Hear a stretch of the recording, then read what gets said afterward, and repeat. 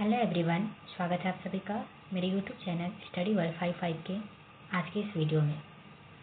Friends, आज के इस वीडियो में हम बीपीएससी टीआरई 1, टीआरई 2, टीआरई 3 में ज्योग्राफी के जो क्वेश्चन पूछे गए हैं उसके बारे में डिस्कस कर रहे हैं।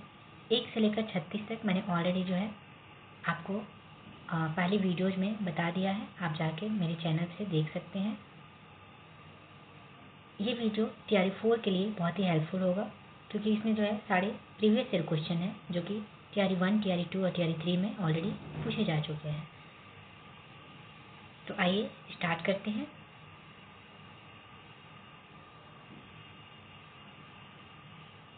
और वीडियो को लास्ट तक देखिएगा। चैनल पर पहली बार विजिट कर रहे हैं तो चैनल को सब्सक्राइब कर लीजिएगा ताकि ऐसी ही वीडियोज और मैं आप लोग तक शेयर कर सकूँ। और प्लीज़ ज़्यादा से ज़्यादा लाइक एंड सब्सक्राइब कीजिएगा ताकि मैं भी थोड़ी सी मोटिवेट हो सकूँ। तो आइए, हमारा पहला क्वेश्चन है, atmosphere receives most of its energy from. वायुमंडल अपनी अधिकतम ऊर्जा प्राप्त करती है। ऑप्शन है लॉन्ग वेव टेरेस्ट्रियल रेडिएशन, दीर्घ पार्थिव विकिरण तरंगों से, शॉर्ट वेव टेरेस्ट्रियल रेडिएशन, लघु पार्थिव विकिरण तरंगों से, या फिर सन सूर्य से, more than one of the above, या फिर none of the above. Answer हो जाएगा A, long wave terrestrial radiation, दीर्घ पार्थिव विकिरण तरंगों से। वायुमंडल अपनी अधिकतम ऊर्जा दीर्घ पार्थिव विकिरण तरंगों से प्राप्त करती है। पृथ्वी को जो सूर्य तक प्राप्त होता है वह लघु तरंगों के रूप में होता है, परंतु यह तरंगे वायुमंडल को गर्म नहीं करती है। जब यह तरंगे पृथ्वी से टकराकर दीर्घ पार्थिव विकिरण के रूप में वापस वायुमंडल में प्रवेश करती है तो उसे गर्म करती है। ये देख सकते हैं बीपीएससी टीआरई 3.0 में 1 to 5 के एग्जाम में पूछा जा चुका है ऑलरेडी। सारे जो है प्रीवियस ईयर क्वेश्चन ही है। नेक्स्ट क्वेश्चन है, the major and top sources of oxygen in the atmosphere is. वायुमंडल में ऑक्सीजन का बृहद एवं उच्च स्रोत क्या है?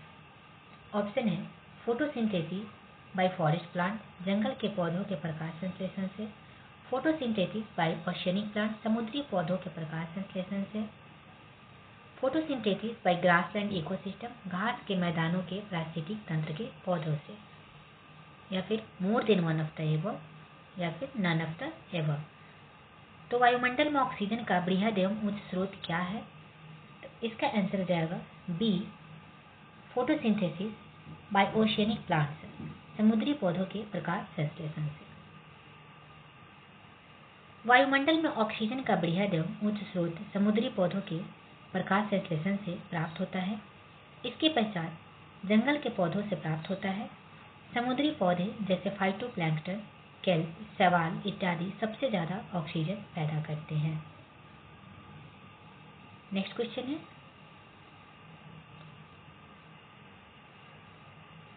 Some facts about ozone O3 are. Ozone O3 के बारे में कुछ जो है तथ्य बताना है कि इसमें से कौन सा जो है सही है।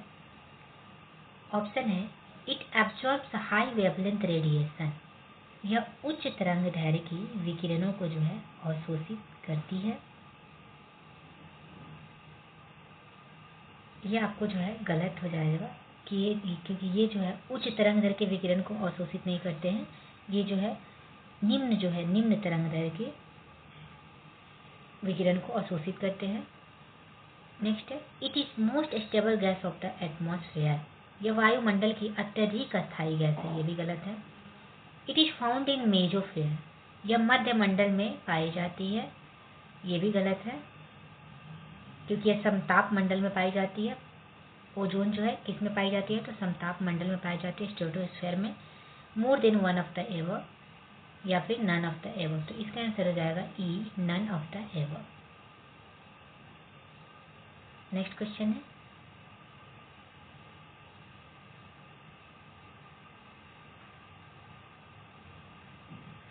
वायु में ऑक्सीजन का प्रतिशत कितना है? ऑप्शन है 0.04%, 0.93%, 21%, उपयुक्त में से एक से अधिक, उपयुक्त में से कोई नहीं। आंसर हो जाएगा सी, 21%। पृथ्वी के वायुमंडल में लगभग 78% जो है नाइट्रोजन, 21% ऑक्सीजन पाया जाता है। अन्य गैसों में आर्गन 0.93%, CO2 0.03% तथा नियोन और हीलियम इत्यादि है। नेक्स्ट क्वेश्चन है, वायुमंडल के किस परत पर हवाई जहाज उड़ता है? ऑप्शन है क्षोभ मंडल, संताप मंडल, मध्य मंडल, उपयुक्त में से एक से अधिक, उपयुक्त में से कोई नहीं। आंसर हो जाएगा बी, संताप मंडल। वायुमंडल की परत संताप मंडल में हवाई जहाज उड़ती है। यह वायुमंडल की दूसरी परत और क्षोभ मंडल के ऊपर और मध्य मंडल के नीचे पाई जाती है। यह शांत क्षेत्र है जिससे हवाई जहाज उड़ाना आसान होता है। इसी परत में ओजोन परत पाई जाती है। नेक्स्ट क्वेश्चन है, वायुमंडल के किस परत का तापमान सबसे कम होता है? वायुमंडल के किस परत का तापमान जो है सबसे कम होता है? ऑप्शन है समताप मंडल, क्षोभ मंडल, मध्य मंडल, उपयुक्त में से एक से अधिक, उपयुक्त में से कोई नहीं। इसका आंसर हो जाएगा सी, मध्य मंडल। वायुमंडल के मध्य मंडल का तापमान जो है सबसे कम होता है। वायुमंडल में कई गैसों का जो है सांद्रण पाया जाता है। यह सांद्रण भिन्न भिन्न ऊंचाई पर अलग अलग होता है। वायुमंडल की सबसे निचली परत में क्षोभ मंडल स्थित है। यहाँ पर मौसम संबंधी सभी घटनाएं पाई जाती है। इसका तापमान लगभग -58 डिग्री सेल्सियस होता है, जबकि समताप मंडल क्षोभ मंडल से ऊपर लगभग 10 से 50 किलोमीटर तक फैली है। यहाँ का तापमान लगभग 4 डिग्री सेल्सियस होता है। मध्य मंडल की ऊंचाई लगभग 85 किलोमीटर तक फैली है। इस परत में सबसे कम तापमान पाया जाता है। यहाँ का तापमान लगभग 90 डिग्री सेल्सियस तक होता है। इसके बाद बाह्य वायुमंडल या आयन मंडल तथा बहिर्मंडल पाया जाता है। नेक्स्ट क्वेश्चन है, निम्नलिखित में से कौन सा विकल्प पृथ्वी की सतह से शुरू होकर वायुमंडल की परतों का सही क्रम है? तो इसमें से कौन सा जो है पृथ्वी की सतह से शुरू होकर वायुमंडल की परतों का जो है सही क्रम है? तो देखिए, फर्स्ट ऑप्शन है क्षोभ मंडल, फिर संताप मंडल, फिर मध्य मंडल, फिर ताप मंडल, फिर बहिर्मंडल। यही सही हो जाएगा, ए नंबर जो है सही हो जाएगा। नेक्स्ट क्वेश्चन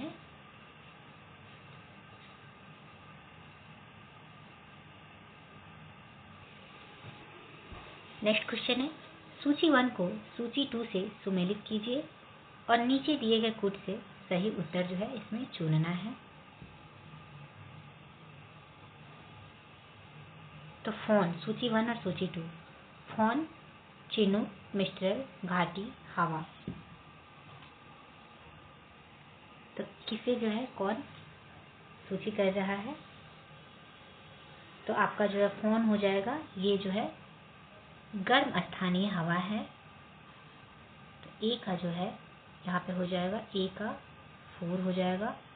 चिनूक, चिनूक की बात करें तो चिनूक जो है बर्फ खाने वाली हवा है। चिनूक कैसा है?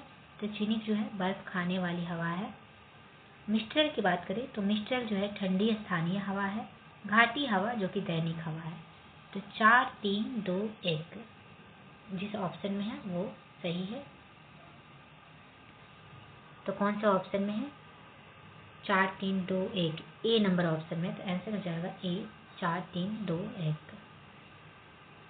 नेक्स्ट क्वेश्चन है, which of the following blows from Mediterranean Sea to the north west part of India? निम्नलिखित में से कौन सी भूमध्य सागर से भारत के उत्तर पश्चिमी भाग की ओर चलता या चलती है? ऑप्शन है वेस्टर्न डिस्टर्बेंस, पश्चिमी विक्षोभ, नॉर्वेस्टर, काल बैसाखी, मैंगो शावर, मॉनसून से पहले की वर्षा, more than one of the above या फिर नन ऑफ द एबव। तो इसका आंसर क्या हो जाएगा? तो इसका आंसर हो जाएगा ए, वेस्टर्न डिस्टर्बेंस यानी कि पश्चिमी विक्षोभ। पश्चिमी विक्षोभ भूमध्य सागर से भारत के उत्तर पश्चिम भाग की ओर चलती है। पश्चिमी विक्षोभ को जो है भूमध्य सागर में उत्पन्न होने वाला एक बहिरुष्ण उष्णकटिबंधीय तूफान के रूप में चिन्हित किया जाता है, जो एक निम्न दबाव का क्षेत्र है तथा उत्तर पश्चिम भारत में अचानक वर्षा, बर्फबारी और कोहरे के लिए जिम्मेदार है। नेक्स्ट क्वेश्चन है,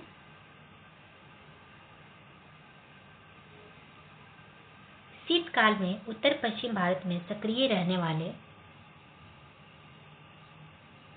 पश्चिमी विक्षोभ का उत्पत्ति स्थल क्या है? ऑप्शन है एशिया माइनर, पश्चिमी एशिया, पश्चिमी एशिया का भूमध्य सागरीय तटीय क्षेत्र, उपयुक्त में से एक से अधिक, उपयुक्त में से कोई नहीं। आंसर हो जाएगा सी, पश्चिमी एशिया का भूमध्य सागरीय तटीय।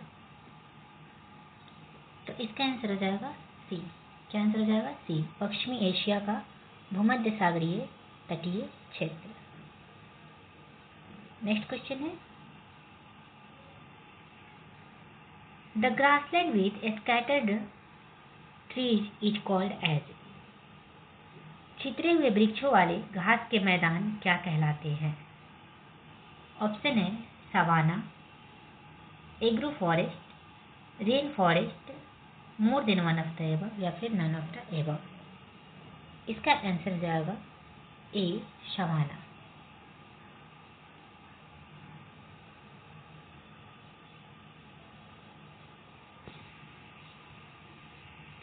छितरे हुए वृक्षों वाले घास के मैदान सवाना कहलाते हैं।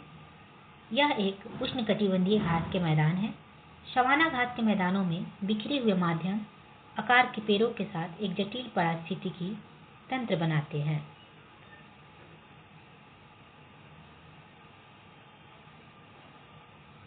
नेक्स्ट क्वेश्चन है, निम्नलिखित में से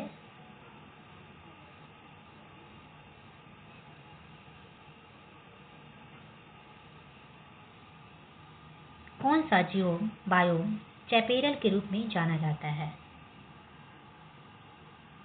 ऑप्शन है उष्णकटिबंधीय सवाना, टैगा, भूमध्य सागरीय झाड़ी वन, उपयुक्त में से एक से अधिक, उपयुक्त में से कोई नहीं।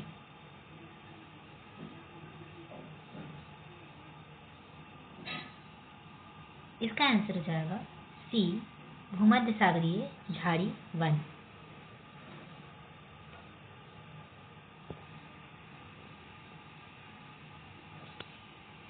भूमध्य सागरीय झाड़ी वन को जियोम चैपेरल के रूप में जाना जाता है। चैपेरल पृथ्वी के प्रमुख बायोम में से एक है। इन क्षेत्रों में लंबी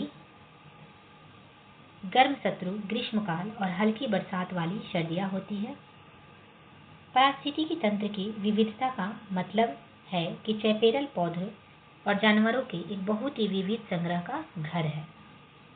चैपेरल शब्द का प्रयोग आमतौर पर संयुक्त राज्य अमेरिका के पश्चिमी भाग में किया जाता है। दुनिया के सबसे बड़े चैपेरल क्षेत्रों में से एक कैलिफोर्निया में है और इसमें तटीय और मध्य कैलिफोर्निया दोनों का अधिकांश भाग जो है शामिल है। नेक्स्ट क्वेश्चन है,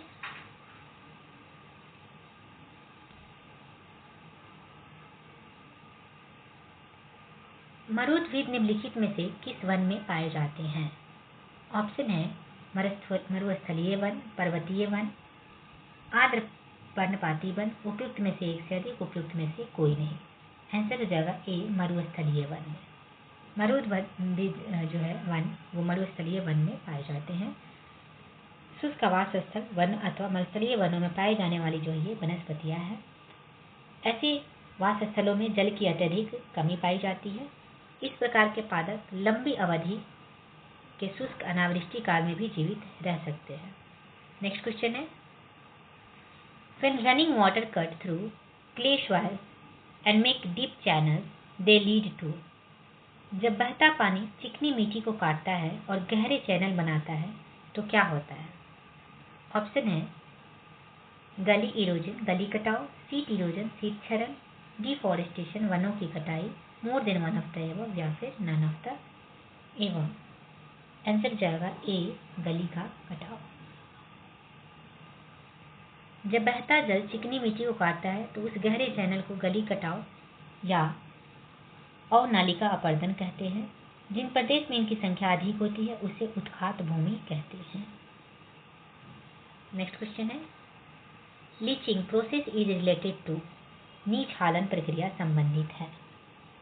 ऑप्शन है रीजन्स ऑफ हेवी रेनफॉल, भारी वर्षा क्षेत्र से, मिनरल्स एंड सॉइल्स, खनिज और मिट्टी से, रूट्स ऑफ प्लांट्स, पौधों की जड़ों से, more than one of the above या फिर none of the above. Answer हो जाएगा D, more than one of the above. ऊपरी सतहों के अवयवों का अंतःस्राव द्वारा निचली सतहों में आने की क्रिया को निछालन कहते हैं।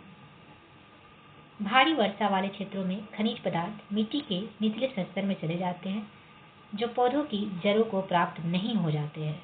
इस तरह के क्षेत्रों में लेटराइट मृदा पाई जाती है। नेक्स्ट क्वेश्चन है, soil is formed by the process of, मिट्टी का निर्माण किस प्रक्रिया के द्वारा होता है? ऑप्शन है डिन्यूडेशन अनाच्छादन, ग्रेडेशन उन्नयन,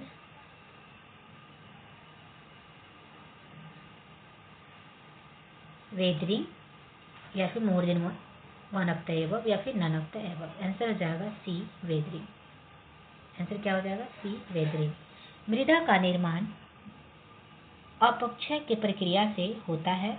अपक्षय या अपर्दन के कारकों का चट्टान में विघटन होता है। चट्टान के अपक्षय पदार्थों के रंध्रों में कुछ वायुमंडलीय गैस जैसे नाइट्रोजन, ऑक्सीजन आदि का समावेश हो जाता है। नेक्स्ट क्वेश्चन है,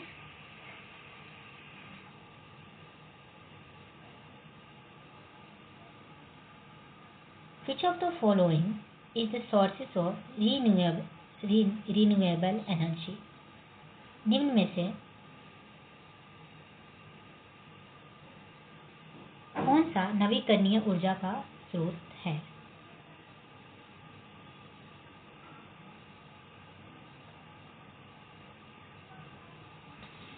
ऑप्शन है कोयला, न्यूक्लियर फ्यूल, नाभिकीय ईंधन, petroleum, more than one of the above या फिर नन ऑफ द एबव।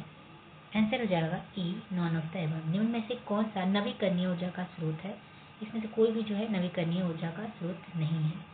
नवीकरणीय ऊर्जा प्राकृतिक स्रोतों से प्राप्त ऊर्जा है, जैसे सौर ऊर्जा, पवन ऊर्जा, जल विद्युत, भूतापीय ऊर्जा, महासागरीय ऊर्जा इत्यादि। कोयला, नाभिकीय ईंधन, पेट्रोलियम अनवीकरणीय ऊर्जा का स्रोत है।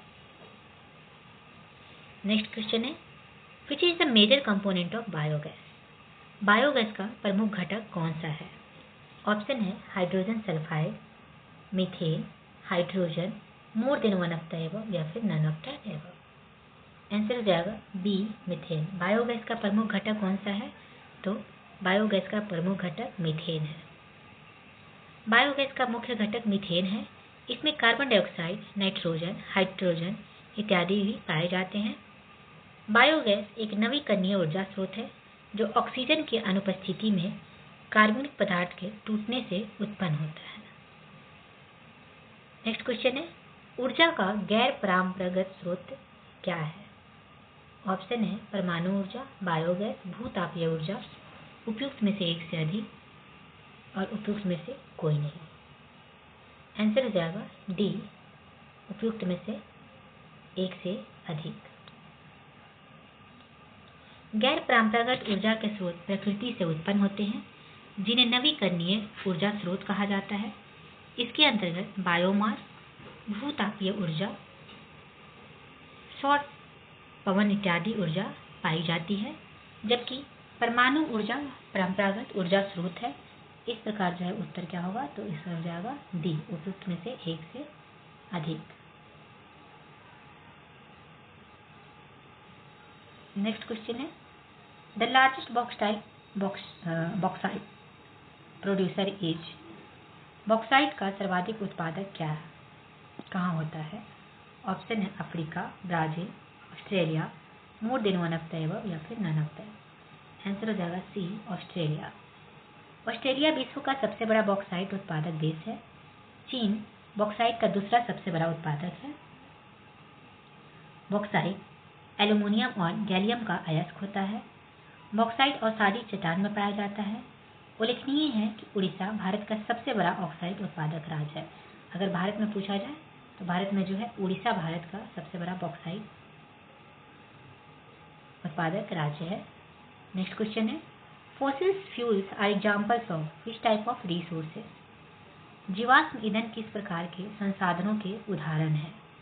ऑप्शन है रिन्यूएबल नवीकरणीय, बायोलॉजिकल जैविक, नॉन रिन्यूएबल गैर नवीकरणीय, more than one of the above या फिर none of the above. Answer हो जाएगा सी गैर नवीकरणीय। जीवाश्म ईंधन गैर नवीकरणीय प्रकार के संसाधनों के उदाहरण हैं। जो संसाधन निरंतर उपयोग के बाद समाप्त हो सकते हैं वे गैर नवीकरणीय कहलाते हैं। यह पृथ्वी पर सीमित मात्रा में पाए जाते हैं और इनका उपयोग अस्थायी रूप से नहीं किया जा सकता है। एग्जाम्पल जीवाश्म ईंधन यानी कि कोयला, पेट्रोलियम, खनिज आदि। नेक्स्ट क्वेश्चन है महासागरीय प्रॉपर्टी के मुख्य खनिज घटक क्या है? ऑप्शन है सिलिका और एल्यूमिना, सिलिका और निकल, सिलिका और मैग्नीशियम, उपयुक्त में से एक से अधिक, उपयुक्त में से कोई नहीं। आंसर हो जाएगा सी सिलिका और मैग्नीशियम। किसी महासागर के ऊपरी परत को ही महासागरीय प्रॉपर्टी कहते हैं। महासागरीय प्रॉपर्टी में पाए जाने वाले मुख्य खनिज घटक सिलिका और मैग्नीशियम है। इसकी मोटाई 5 से 10 किलोमीटर तक पाई जाती है। इसमें कायांत्रिक चट्टानों का अभाव है। इसके विपरीत महाद्वीपीय भूप्रॉपर्टी में लावा, राख, चूना पत्थर, बलुआ पत्थर और कायांत्रिक चट्टानों की प्रधानता है। इस प्रॉपर्टी की मोटाई 30 से 50 किलोमीटर तक पाई जाती है।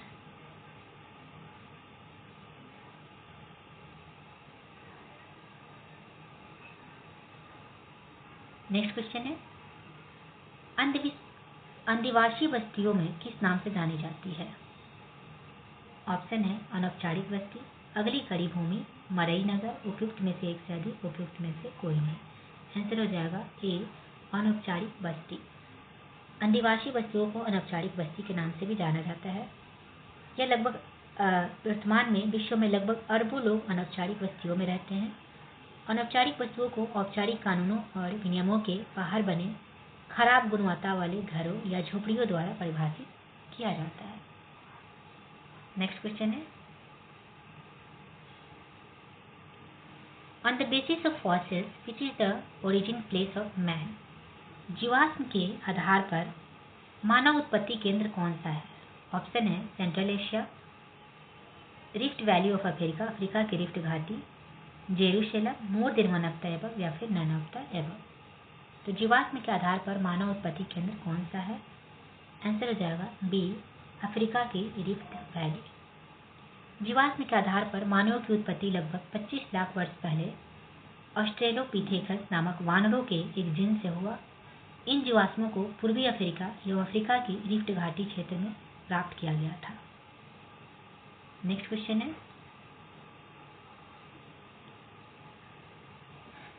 है with decreasing population the man land ratio, जनसंख्या घटने से मानव भूमि अनुपात। ऑप्शन है डिक्रीजेज घटता है, इंक्रीजेज बढ़ता है, रिमेन्स कांस्टेंट स्थिर रहता है, more than one of the above या फिर none of the above. Answer हो जाएगा बी बढ़ता है। जनसंख्या घटने से मानव की भूमि अनुपात जो है वो क्या है तो वो बढ़ता है। विभिन्न देशों की जनसंख्या की तुलना सामान्यतः उन देशों की जनसंख्या के घनत्व के अनुपात के रूप में की जाती है। इस विधि में मनुष्य और भूमि के अनुपात को ध्यान में रखते हुए तुलनात्मक अध्ययन किया जाता है। इस तरीके में किसी क्षेत्र की कुल जनसंख्या के वितरण को देश के क्षेत्रफल में समान रूप से वितरित मानते हुए प्रति वर्ग किलोमीटर क्षेत्र में कितनी जनसंख्या समाहित होती है के अनुसार जो है गणना की जाती है।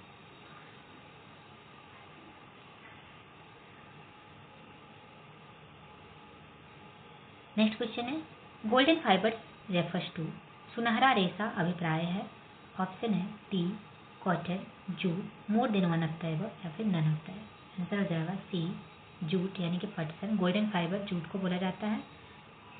सबसे सस्ता प्राकृतिक रेशा होने के कारण जूट को सुनहरे रेशों से अभिहित किया जाता है। पश्चिम बंगाल भारत का सबसे बड़ा जो है जूट उत्पादक राज्य है। ये क्वेश्चन आप लोग जो है नोट कर लीजिएगा। भारत का सबसे बड़ा जूट उत्पादक राज्य कौन सा है तो वो है पश्चिम बंगाल। नेक्स्ट क्वेश्चन है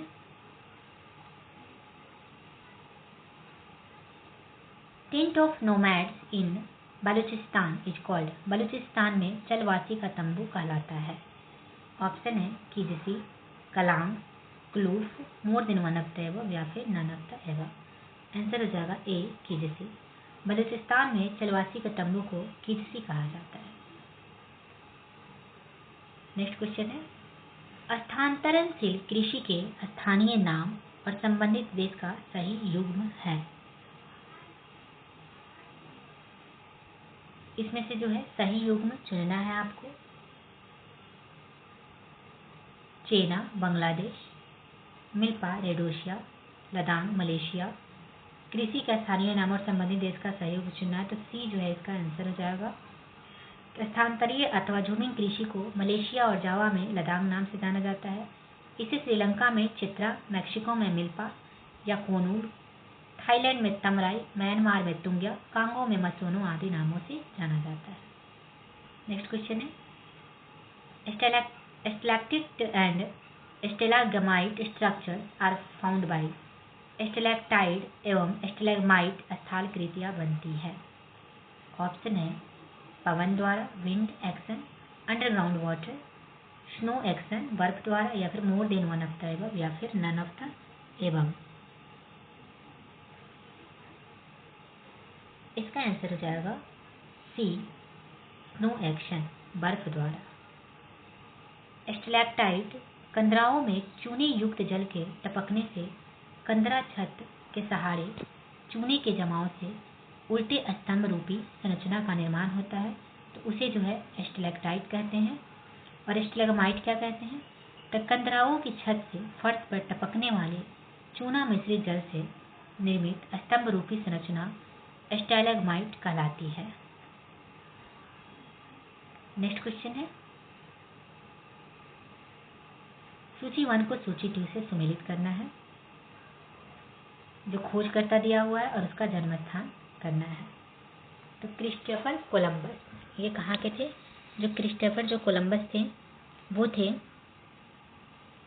इटली के। कोलंबस कहाँ के थे, तो इटली के। तो ए का 3 ए में है और सी में है। अब देखते हैं कौन सा है।